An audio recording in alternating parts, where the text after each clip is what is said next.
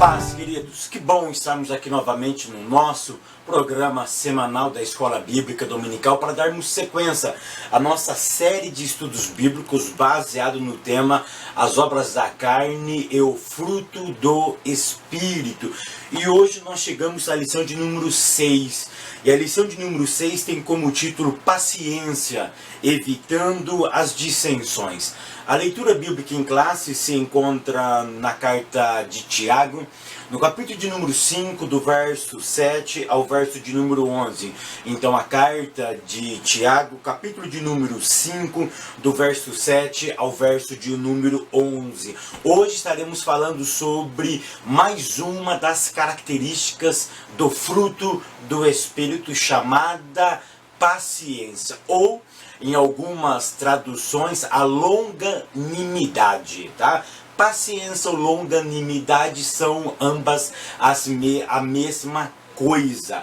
A paciência ou a longanimidade, ela é a quarta característica do fruto do Espírito. Então hoje nós estaremos estudando a quarta característica do fruto do Espírito. Nós só não estudamos a primeira, que é o amor. Tá? Mas nós já estudamos as outras duas, tá? Nós já estudamos duas. Nós só não estudamos o amor, mas nós já estudamos a alegria e já estudamos a paz. E agora estudaremos a paciência, tá?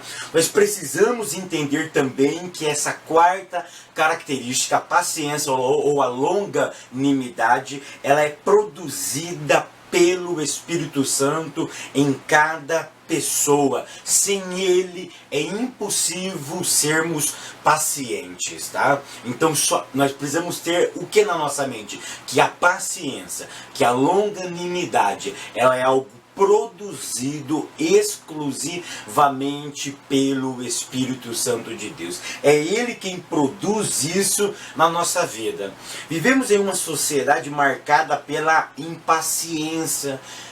Mas por que somos impacientes? Isso é reflexo de um mundo onde as coisas giram em alta velocidade e aonde tudo que é lento, entre aspas, se torna algo irritante, e com isso acabamos atraindo a impaciência para nós. Já percebeu que na nossa vida tudo tem que ser muito rápido? Exemplo é a internet. Se você usa 1 mega de internet, você já tem uma certa irritabilidade com a sua velocidade da internet, né? Hoje nós falamos em 10, 15, 20, 50 mega para ter uma velocidade atrativa, para ser mais veloz na sua busca. E quando você clica e aquilo demora para responder, você já fica irritado, bravo, xinga, e aí você começa a ter o seu descontrole emocional. Comida, né? Comida hoje tem que ser tudo muito rápido, porque a vida é rápida, o trabalho tem que ser rápido, a produtividade tem que ser rápida. Nós estamos vivendo num mundo muito veloz.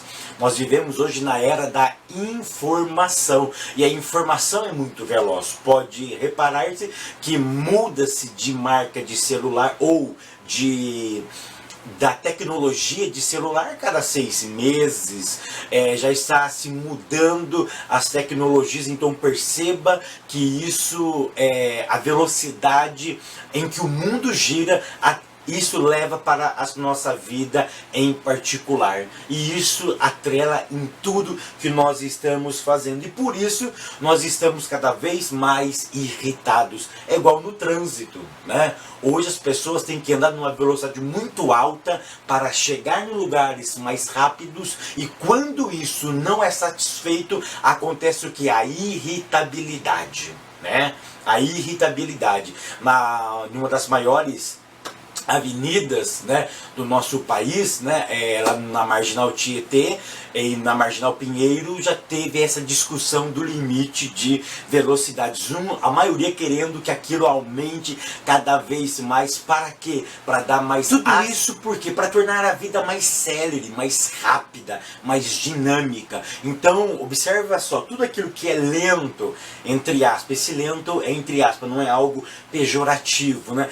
torna-me irritante. Isso atraímos a impaciência. Geralmente, preste atenção, o impaciente implica com as pequenas coisas, com coisas efêmeras, com coisas sem muita importância às vezes, tá? E sem grande relevância. Né? São coisas pequenas da vida, porque o irritante, com qualquer coisa ele se irrita. Com um sapato jogado no canto da sala, a pessoa irritante, ela já se irrita, ela já perde seu controle emocional. É claro que isso é um acúmulo de coisas. Aí as pequenas coisas começam também a incomodá-los. O tópico primeiro diz assim, antes de nós entrarmos no tópico, eu concluo a minha introdução da seguinte forma, que nós permitimos que o Espírito Santo desenvolva em nós a longanimidade. Que nessa aula você esteja plausível, com o coração aberto, e tente levar isso para a classe de vocês, tá? Que o Espírito Santo ele começa a trabalhar a paciência dentro de nós. Tópico primeiro, paciência, ato de resistência à ansiedade. Ponto 1. A paciência como fruto do Espírito. O termo paciência em grego, macrotumia, né? É muito interessante esse termo macrotumia. Macro, grande. Tumia, nós vamos ver daqui um pouco. Então é macrotumia, uma junção de duas palavras. Essa palavra tem várias ideias. Ela é formada por duas palavras, macro e tumia. O que é macro? Macro é longo, grande, distante, mega, maravilhoso, elevado. E tumos, tá? O que é tumos? Tumos é ira, furor, indignação, cólera.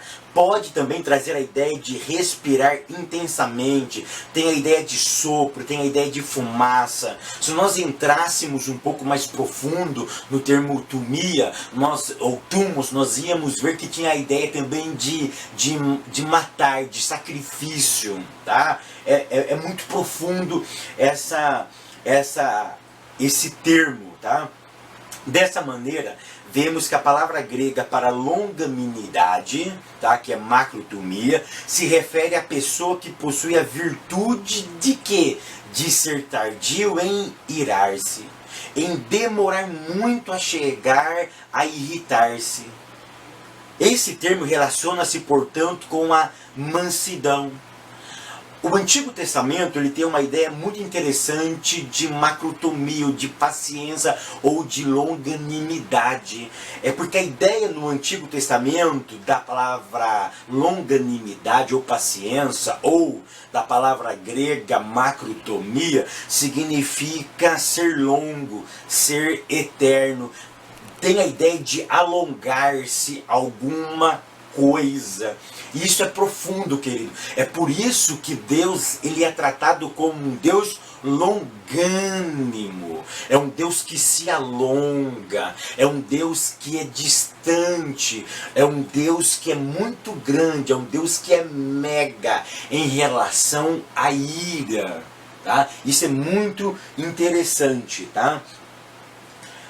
Todas essas ideias que estão por toda as Escrituras, precisamos entender que a longanimidade para nós é algo desenvolvido e contribui para termos uma vida mais longa, tolerante e paciente. Então perceba que a longanimidade para nós precisa ser desenvolvida. Por quê? Porque uma pessoa longânima, ela se alonga na vida.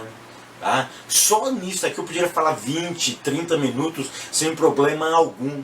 Então perceba que a pessoa a pessoa irritante, a pessoa não paciente, ela encurta a sua vida. É por isso que eu dei vários termos muito rápidos aqui para vocês, mas tudo isso são de variáveis gregas e hebraicas. E uma das variáveis é alongar-se. Ou seja, então uma pessoa que não é paciente, ele não alonga a vida, ele não prolonga a sua existência. Uma pessoa que não é paciente, ele não é mega, ele não é grande, ele não é virtuosa. Eu disse também que a palavra tumos tem a ideia também de matar, de sacrifício. Ou seja, macro, grande, sacrifício, grande, sacrifício. Então daí eu tiro uma outra ideia. Qual é a ideia? Essa ideia que é mais profunda, é assim, muito mais apurada do termo nos originais, que a paciência, a longanimidade, ela se adquire através de um grande sacrifício. E aí eu deduzo que quem é que possibilitou nós desenvolvermos alegria, nós desenvolvermos a paz, nós desenvolvermos a longanimidade? Foi o sacrifício vicário de Jesus na cruz do Calvário. Então perceba que aquele grande sacrifício nos possibilitou alongar a nossa vida, possibilitou nós vivermos ainda mais debaixo da graça de Deus. Então perceba que isso é muito profundo. Tá? Perceba que todos esses termos que eu fui qualificando aqui, eu posso variar ele, eu posso me aprofundar nele e tirar tesouros preciosos, né? Mas nós temos que correr aqui por causa do tempo, e aqui também é uma pré-aula, tá? Então, primeiro ponto, perceba uma coisa, para mim, para você, para nós, a paciência é algo desenvolvida, para Deus não. Para Deus é algo inerente a Ele. Ele não se esforça para ser longânimo. Ele não se esforça para ser paciente. Ele é paciente. Ele é longânimo. Isso é dele. Ele não precisa se esforçar. É a própria natureza dele. É algo inerente a ele, a paciência. É o seu natural. Tá? Ponto de número 2. Paciência e ansiedade. Então perceba que a vontade de Deus é de alongar a nossa vida. A vontade de Deus é que nós nos demoramos muito para irar-se. Que nós demoramos muito para se irritar. Que nós demoremos muito para perder a paciência, porque quem alonga os seus dias. Então leve isso, guarde isso na vossa mente. Ponto 2, a paciência e a ansiedade. A ansiedade, ela é oposta à paciência. Perceba que enquanto uma é lenta, demorada, racional, a outra é ligeira, antecipada e emocional. Eu vou repetir, a ansiedade é oposta à paciência. Enquanto a paciência é lenta, demorada e racional, a ansiedade é ligeira, ela é antecipada e ela é emocional. Alguns de vocês podem estar me perguntando, pastor, mas por que antecipada? Porque uma pessoa ansiosa, ela nada mais é... Claro, existe algo muito profundo, mas de algo muito simples para que você possa entender. Uma pessoa ansiosa, ela antecipa o seu sofrimento. Ela vive um sofrimento que ainda não lhe é pertinente, não lhe pertence, mas ela colocou na sua cabeça que ela pode estar com tal doença. Então ela sofre aquela doença antes de ser diagnosticada, por exemplo. Ela sofre por uma separação antes de acontecer. Ela sofre por um desemprego antes de acontecer. Então perceba que, olha só, está batendo asas lá na China e ele já está sentindo o vento aqui no Brasil. Mas está lá na China ainda, mas ele já está se agasalhando aqui. Então perceba que a pessoa ansiosa é aquela pessoa que antecipa algo que não existe, está simplesmente no mundo subjetivo. E eu peguei uma explicação ou uma definição do austríaco Lewis, que é uma das definições mais aceitas hoje sobre a ansiedade. Ele define da seguinte forma: é um estado emocional com a qualidade do medo, desagradável, dirigido para o futuro, desproporcional e com desconforto subjetivo. Então olha a definição do austríaco Lewis sobre a definição do que é mais aceita hoje de ansiedade: um estado emocional com a qualidade do medo, desagradável, dirigido para o futuro, desproporcional e com desconforto subjetivo. O que é subjetivo? Pertence somente a mim. Eu creio aqui dentro. Se subjetivo é aquilo que se dirige ao sujeito. O sujeito define as suas verdades e as suas inverdades. Sou eu que crio. Subjetivo é muito para mim. Então perceba que eu crio na minha própria mente. E segundo estudos brasileiros, Eu consultei isso num site muito confiável, que cerca de 12% dos brasileiros são ansiosos. Ou seja, nós temos 24 milhões de pessoas ansiosas no nosso estado brasileiro. E essa pesquisa ainda afirma que 23% da população brasileira poderá, tá? Poderá desenvolver algum tipo de ansiedade ao longo da vida. Então hoje nós temos 24 milhões de pessoas ansiosas. E a pesquisa diz que cerca de 23%, ou seja, cerca de quase 49 milhões de brasileiros poderão desenvolver a ansiedade. E você sabe quem são campeãs em ansiedade? As mulheres. Desse número, tá? Desse número, 20% são mulheres, apenas 8% são homens, né? Então as mulheres são muito mais propensas, tá? Isso existe alguns estudos para essa razoabilidade, para essa definição, mas as mulheres então têm mais possibilidade a desenvolver algum tipo de ansiedade. Então, mulheres cristãs que nos acompanhem, leve isso para as irmãs das nossas igrejas, para se cuidarem, para que a ansiedade não atinja o vosso coração, tá? Note que é seríssima essa questão e é muito urgente que nós cristãos trocamos a ansiedade pela paciência. Muitos cristãos ficam pensando se é pecado ser ansioso, né? É pecado sermos ansiosos? É claro que não.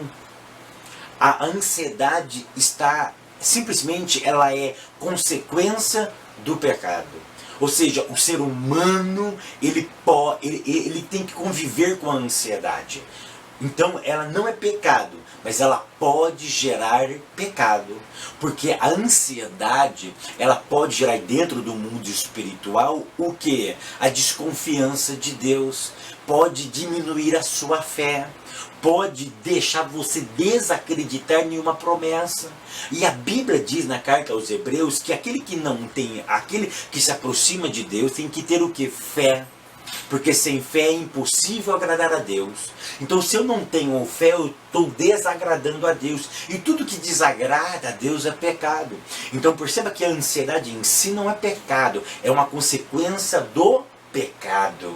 Tá? É uma consequência do pecado, igual a morte. A morte é pecado? Não, é uma consequência do pecado. O medo é pecado? Não, é uma consequência do pecado.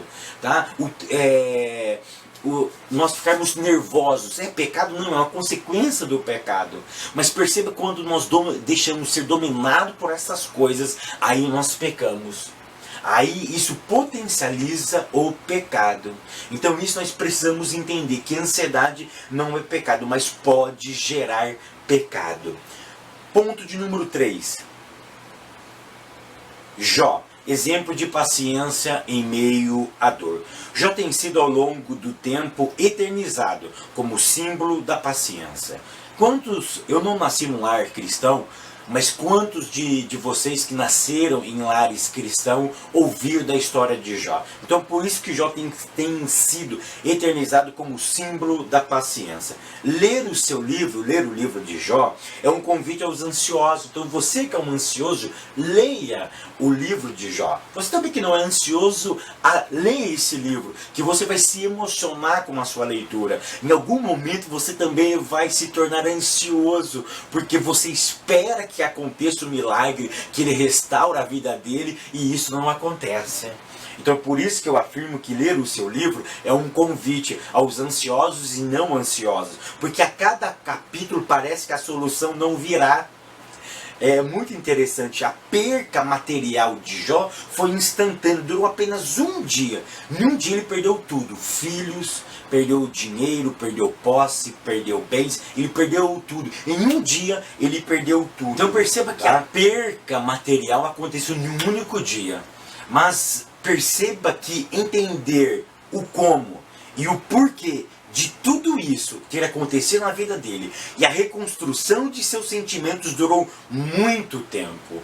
Jó foi construindo ao perpadecer passar do tempo, a característica da longanimidade. Enquanto o tempo passava, crescia nele a certeza da providência. Então perceba que a perca foi instantânea, que a subtração foi algo imediato, durou apenas um dia, mas esse um dia ele perdeu tudo, mas para ele construir, presta atenção, a paciência, para ele ser eternizado como o pai da paciência, como muitos afirmam, levou um tempo, porque nesse tempo foi construindo dentro dele um sentimento não de irritabilidade, mas um sentimento de alongamento. E ele percebeu que conforme o tempo ia passando, Deus estava construindo uma nova história na vida dele, através dele e dentro dele. E isso possibilitou ele entender que o tempo é capaz de construir, juntamente com a palavra de Deus, uma pessoa longânima e paciente. Ponto de número 2, tópico 2, dissensões. Resultado da impaciência. Ponto 1. Exemplos bíblicos da impaciência. A falta de paciência tem sido a geradora de briga, discórdia, separação de família, facções nas igrejas locais e etc.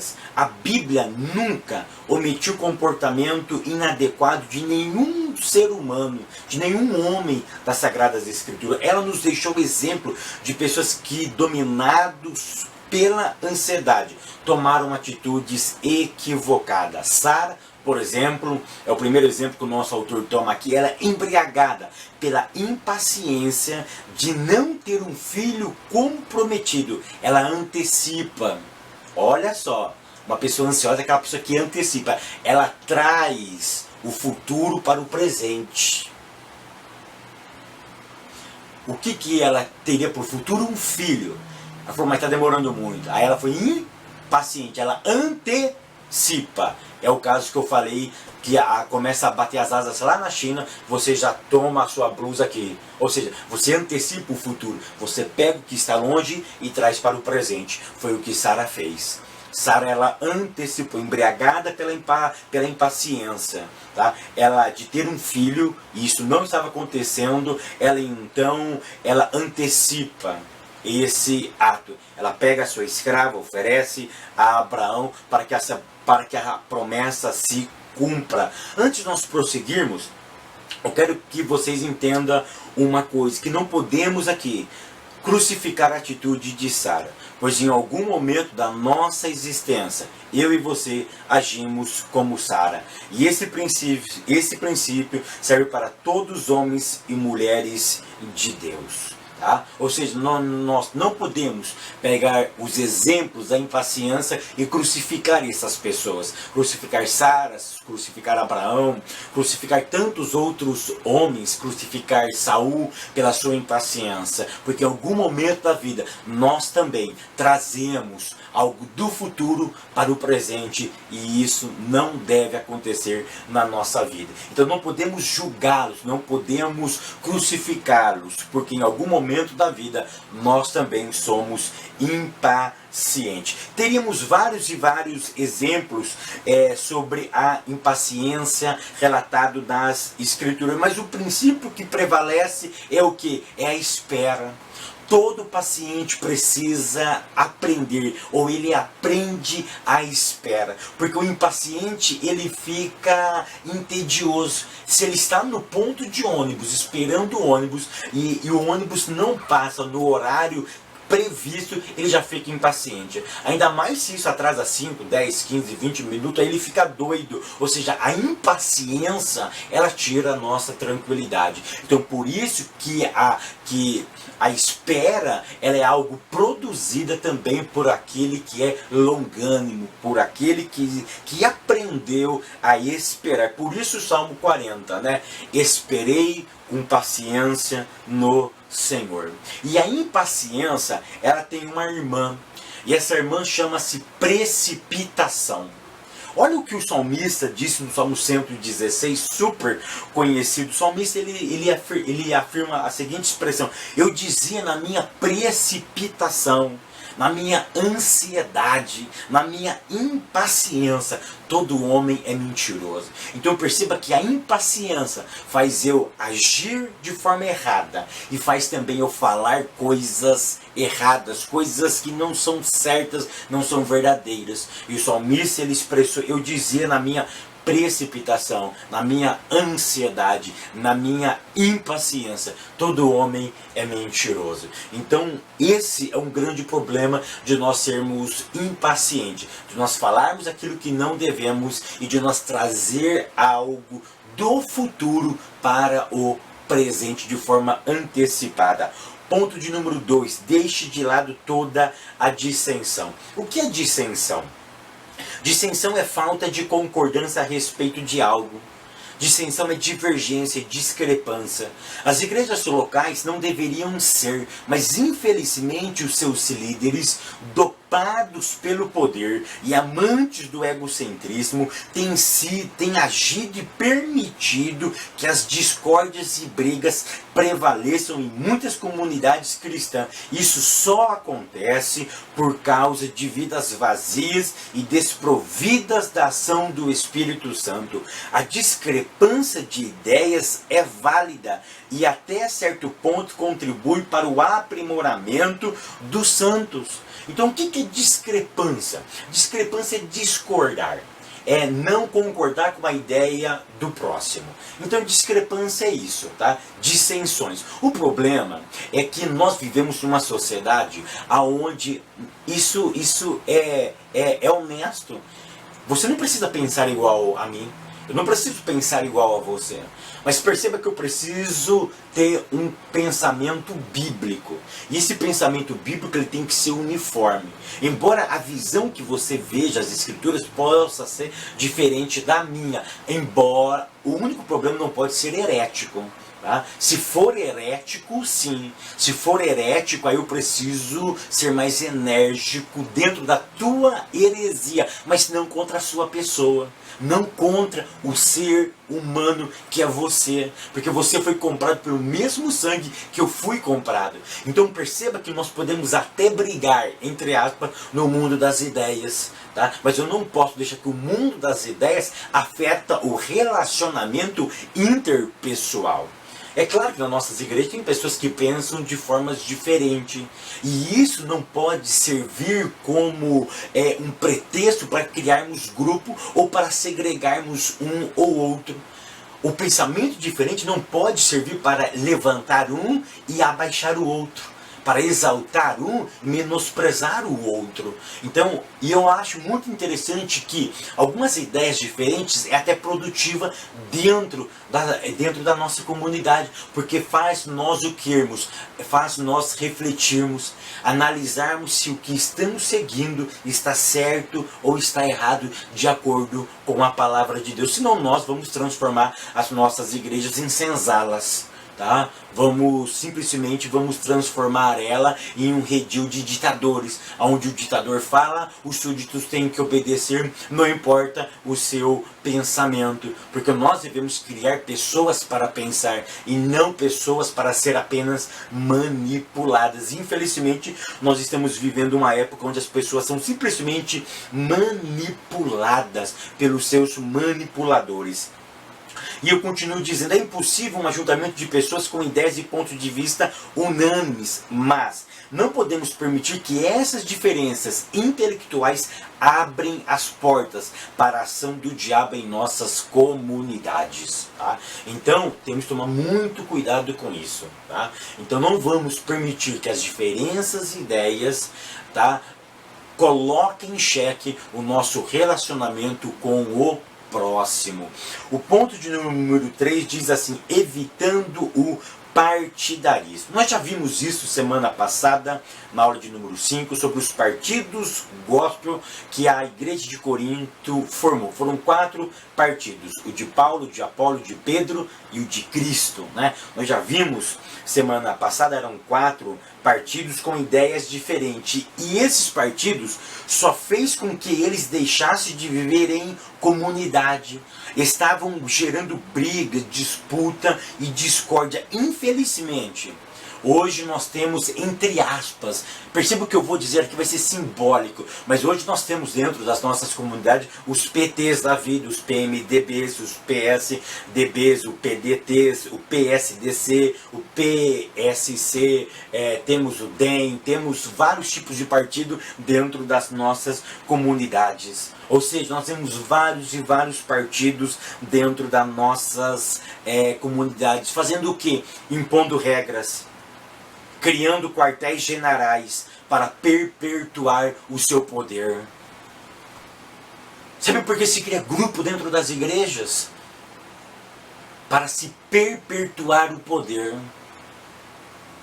Tem os grupos mais fortes e os grupos mais fracos. Já perceberam que quando se forma grupo dentro da igreja, são os mesmos que administram esse grupo? Só muda de funções. O que é primeiro secretário vai para terceiro secretário, o terceiro secretário vai para a vice-presidência, o vice-presidente vai para a tesouraria, da tesouraria, ou seja, ele só muda de nome, mas a cúpula está formada. São partidos dentro da igreja e ninguém entra se não pensar igual a esse partido. E é tão interessante que quando esse partido perde, ele se torna opositor do outro partido que ganhou.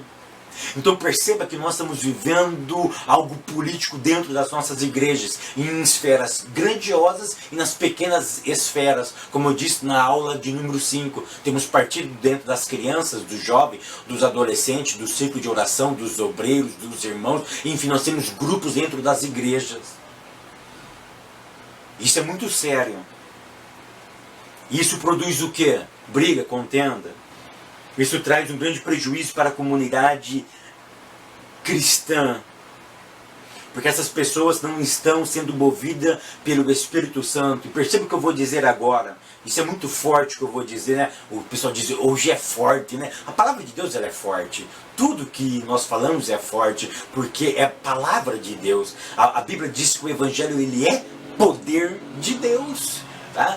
Ainda que não seja uma frase muito bem elaborada, mas se é o Evangelho, é o poder de Deus para a salvação da minha, da tua e da nossa vida. O problema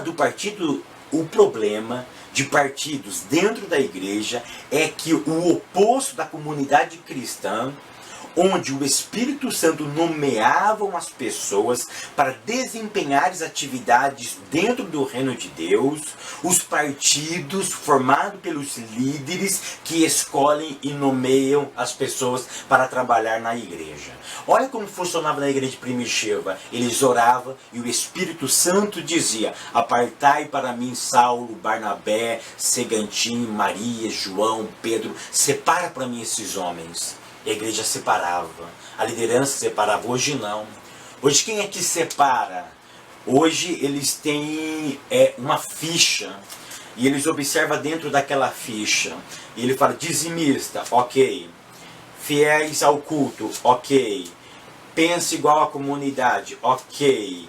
Eu estou sempre vendo ele, ok. Eu ouvi uma frase que me deixa muito entristecido no meio do clero. Aquele que não é visto, não é lembrado. Meu Deus, como isso é oposto ao livro de Atos dos Apóstolos. O Espírito Santo nomeava nomes. Hoje os obreiros, hoje a liderança não oram, mas se oram, o Espírito não está atuando. Por quê? O Espírito Santo não nomeia. Eu acho super interessante que sempre nomeia quem está perto deles. E eu acho isso antagônico a Êxodo capítulo 18. Eu tenho um estudo na internet sobre Êxodo capítulo 18, sobre a lição de Jetro. Que Jetro em hebraico é Itro, é aquele que introduz.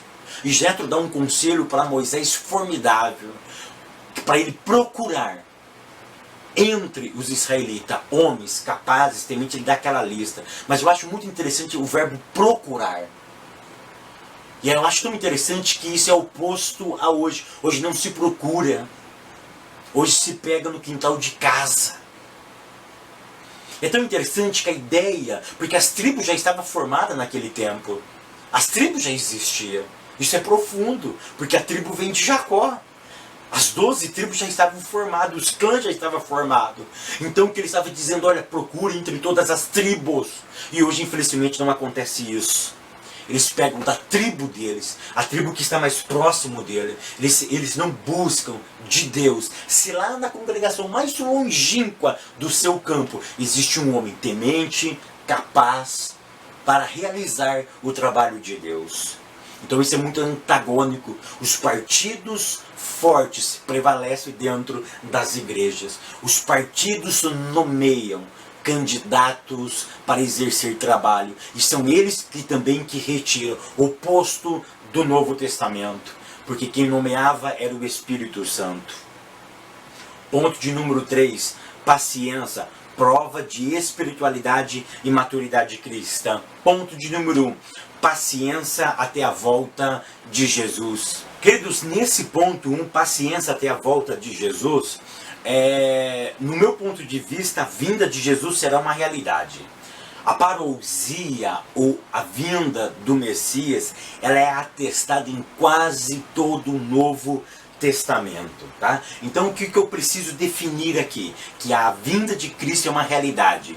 Queira você acredita, queira não, ele vai voltar. Porque a Bíblia é fonte de regra e de fé. E se eu acredito nas Sagradas Escrituras, ele vai voltar como tem prometido nas Sagradas Escrituras. Mas, no meu ponto de vista, o texto de Tiago, no capítulo 5, a partir do verso... No capítulo 5, do verso 1 até o verso de número 7, 8, 9, ele não está... Tá? Ele não está, eu quero deixar isso muito bem claro, no meu ponto de vista, Tiago não está afirmando para aqueles irmãos oprimidos pelos ricos que deveriam se calar e como prêmio de consolação esperar a vinda do Messias. Não, porque se você ler o capítulo 5 do verso 1, 2, 3, você vai ver o que? Uma palavra condenatória para os ricos, porque os ricos naquela época estavam injustiçando os pobres. E aí Tiago, eu tenho um estudo também sobre isso, capítulo 5, aí na lição sobre Tiago, eu já expliquei isso daí, mas perceba que ele está contrariando a maneira que os ricos falavam.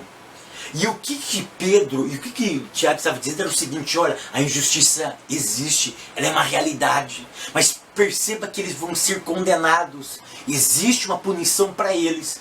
Mas eu quero que vocês entendam uma coisa, que a injustiça praticada nesta vida, ela não é capaz de tirar uma outra realidade. E qual é essa realidade? A volta do Messias. Ele não está afirmando como prêmio de consolo o que? As injustiças, você vai ganhar a volta de Jesus. Não, ele estava dizendo o seguinte, olha, na vida seremos injustiçados, mas nós não podemos perder o foco. Qual é o foco? A vinda do Senhor Jesus Cristo. Ele está atrelando a situação difícil com a vinda do Senhor. Então, a verdade é que Jesus veio para eles? Não. Jesus até hoje ele não veio, mas ele vai voltar. Então perceba que lutar contra as injustiças é bíblico. Olha para os profetas do Antigo Testamento. Todos eles lutaram contra causas sociais. Então perceba o seguinte, que a teologia da vinda de Cristo nesse texto não é para, irmão, você está sofrendo, os ricos estão aqui maltratando você, tá bom, continua sofrendo aí que você vai ganhar a volta de Jesus. Não, ele não estava dando como prêmio de consolação. Ele afirmou no verso 1, 2, 3 e 4 sobre a punição que os ricos teriam, que eles estariam até sofrendo naquele exato momento. E que a injustiça não traria uma outra promessa, não subtraía da vida dele uma outra promessa. E qual é essa promessa? A vinda do Messias. Então é isso que o Tiago está pondo na balança. Então o que você tem que levar para a tua classe? Não é a vinda de Jesus como um prêmio de consolo, não.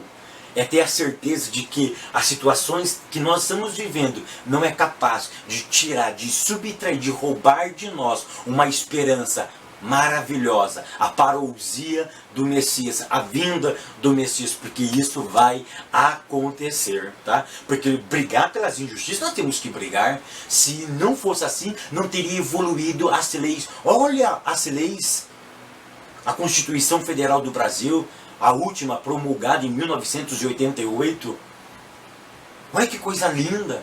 Se você lê o artigo 5º da Constituição, você fica assim, maravilhado. Eu sei que muitas coisas acontecem, é só na lei mesmo, mas ela é maravilhosa. Leis contra a injustiça cada vez mais soando, pessoas lutando contra a injustiça. Então é isso que eu queria mostrar para vocês, tá? Que Tiago está atestando que uma coisa não pode roubar outra, porque ele vai voltar para nos buscar. E é por isso que ele usa como exemplo o agricultor. Ponto de número 2. Quando a esperança é provada. A prova da nossa paciência e fé são necessárias. Sabe por quê? Pois é no campo de batalha que mostramos o que aprendemos. É na praticidade da vida que nós vamos mostrar se somos pacientes ou não. Não é nos isolamos. A paciência, ela demonstra, é no campo de batalha. É você vivenciando turbulência, vivenciando irritabilidade, para você desenvolver a paciência. E eu ouvi irmãos dizendo o seguinte: eu não assisto determinadas coisas, que é só tragédia, e isso pode me contaminar. Eu até concordo com isso, que pode ser contaminado, mas perceba que quando você vai sendo construído pelo Espírito Santo, essas coisas que você vê de tão ruim, ela não consegue te afetar. E é no campo de batalha que você consegue vencer a malignidade. No campo da batalha que você vai construindo a paciência, a longanimidade. Ou seja, você precisa ser posto à prova a irritabilidade, para você ter na mente que você está sendo construído pelo Espírito Santo e que a longanimidade está sendo uma realidade na sua vida. E aqui eu coloquei 2 exemplos. O exemplo de Abraão. Ele esperou quantos anos para nascer Isaac? Quase 25 anos. E coloquei um outro exemplo, o exemplo de José. Quanto tempo José teve que esperar para se cumprir a profecia de que o sol, lua e 11 estrelas se curvava diante dele? Quase 26 anos. 26 anos. Se ele é levado com 17 e ele é levado do Egito ele é levado para o Egito com 17, beleza? Ele é nomeado governador com quantos anos? Com 30. 17 para 30, 13, ok? Perfeito. Mas quantos anos ele ficou administrando a fartura? 7. Aí você vai somando. 17 mais 13 mais 7, 20. Tá? E quantos anos demorou para a família dele aparecer? Não se sabe. Alguns falam que foi 6 anos, outros falam que foi 2 anos, enfim. E demorou mais ou menos de 22 a 26 anos. Então perceba a demora, perceba a paciência que esses homens teve que desenvolver ao longo da sua vida, num momento irritante e de estresse. Tá? Por isso que precisamos ser provados, porque é no campo de batalha que nós vamos construindo a paciência e a longanimidade. Ponto 3, maturidade cristã. A maturidade deveria ser o objetivo de todo cristão. A maturidade, ela não se adquire simplesmente frequentando os cultos, escolas, seminários e festas cristãs, mas a maneira que nós lidamos com o cotidiano da vida. A forma que eu lido com jejum, com oração, com a leitura da palavra, determinará o meu crescimento espiritual. A nossa geração, infelizmente, ela é raquítica, anêmica, espiritual. A nossa geração, ela vive de miojo. Ela vive de miojo. Os movimentos não bíblicos estão proliferando e ganhando cada vez mais adepto. Hoje, tenho visto vários movimentos e entretenimento para atrair o povo de Deus. Sabe uma coisa que sempre acontece no mês de janeiro? Eu já tenho observado isso uns 5 anos para cá. Tá? Sempre no mês de janeiro acontece algumas campanhas. E essas campanhas, mais ou menos, elas giram em torno de 12 dias para 12 meses de vitória. Ou seja, as pessoas se reúnem 12 dias Isso pode ser dias consecutivos, são 12 dias, cada dia um pregador diferente. 12 dias de bênção, para 12 dias, para 12 meses de vitória. Eu acho isso... Eu não sei se eu estou muito antiquado, eu não sei se eu não me modernizei, eu não sei se eu estou entrando dentro, se eu não estou acompanhando a evolução bíblica, teológica e gospel da nossa realidade, mas eu não consigo entender isso. Eu não consigo entender que uma vida vivida em janeiro, ela servirá até em dezembro. A Bíblia diz que a vida tem que ser construída paulatinamente. A oração do Pai Nosso ela é um exemplo disso. Pai Nosso que estás no céu, santificado seja o teu nome. E aí vai. Olha o que o texto, aí o texto continua. O pão nosso. Ele não pede um pão para janeiro, para que esse pão dure até o mês de dezembro. Esse pão tem que ser dado todos os dias. Dia 1, 2, 3, 4, 5, 365 dias. O pão nosso de cada dia me dai hoje. Eu quero porção somente para hoje, porque amanhã tu hás de providenciar para mim. Então perceba que nós estamos vivendo um entretenimento dentro da igreja. E nós estamos deixando de ser bíblico, realista e verdadeiro para viver movimentos dentro da igreja. E nós não estamos construindo uma geração madura. Mas a geração nossa é raquítica e anêmica. Mas é isso que atrai o povo. É isso que ganha a plateia. É isso que atrai pessoas para dentro das nossas igrejas. Eu quero concluir a minha aula dizendo o seguinte: se quisermos cumprir a oração de Jesus feita em João capítulo 17, verso 21, depois você leia essa oração. Se quisermos cumprir a oração de Jesus em João 17, 21, precisamos urgentemente vivermos segregado dos partidos dentro das igrejas. Jesus fez uma oração muito linda. E a oração dele era para que todos nós fôssemos um.